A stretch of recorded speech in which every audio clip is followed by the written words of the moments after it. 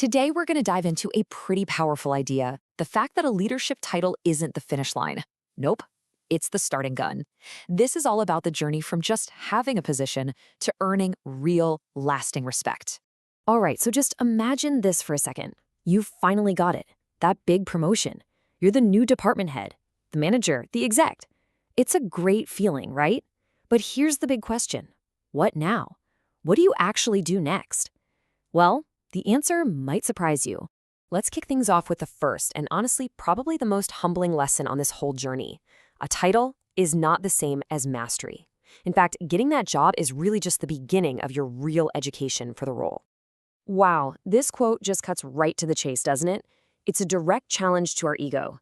The day you get that shiny new title isn't the day you've made it. It's the day you've been given permission to start learning how to actually be that leader. You know, a good way to think about it is like this. Your promotion isn't some graduation certificate you hang on the wall. It's an enrollment form. You've just signed up for a brand new, super intensive course. And true competence, true mastery, that's only going to come with time, with a bit of humility, and a whole lot of dedicated study in your new job. So if a title is just the beginning, then how long does it take to actually make a real impact? Well, that brings us to our next big idea, what we're calling the 3-year test. And this is going to completely reframe your timeline for success. Okay, this is where it gets really interesting. Look at this breakdown of responsibility. A daily worker, well, they produce daily results. A salaried employee thinks in monthly cycles. Makes sense. But a real manager or department head, their job isn't just about hitting this month's numbers. It's about creating something fundamentally new, and that just takes time. And here it is, the key number 3. 3 years. That's the real time we're talking about. A leader's true role is to plant seeds for something that's going to bear fruit 3 years from now. So if you're a manager and you're only focused on this month's report, you're kind of doing the wrong job. All right, so we've got our timeline for making an impact, 3 years. But that brings up an even bigger question. What exactly have you been given to work with during that time?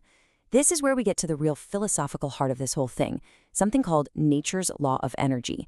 It's a totally different way of looking at the power, the money, and the influence you now have. Just think about that for a second.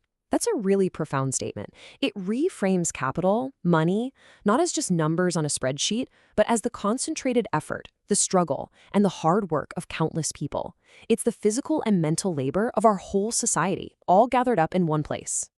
So the most important point is this. When you become a leader, you are entrusted with this collective energy.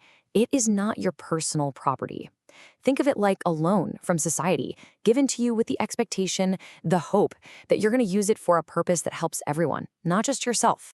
And just to be absolutely crystal clear about it, this energy is not for buying a bigger house or a fancier car. It's not for hoarding knowledge to get a leg up on people. Using it for your own personal gain is a fundamental misuse of the trust that society has placed in you. So once you really understand that you're a steward of this energy, not an owner, you come to a massive crossroads.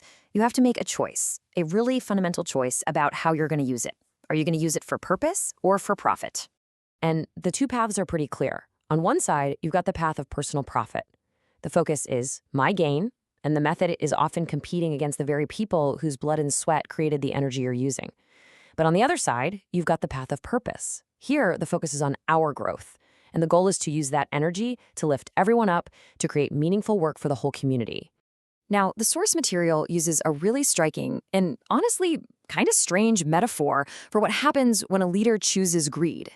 It says that if your appetite for personal gain grows too big, a large-mouthed alligator eventually shows up to swallow you whole. It's a pretty wild image, but it represents the inevitable systemic correction that happens when selfishness takes over. Okay, so if the goal isn't piling up personal wealth, then what is it? Well, the final and most valuable reward of this entire leadership journey isn't money or status. It's something so much more meaningful: true respect.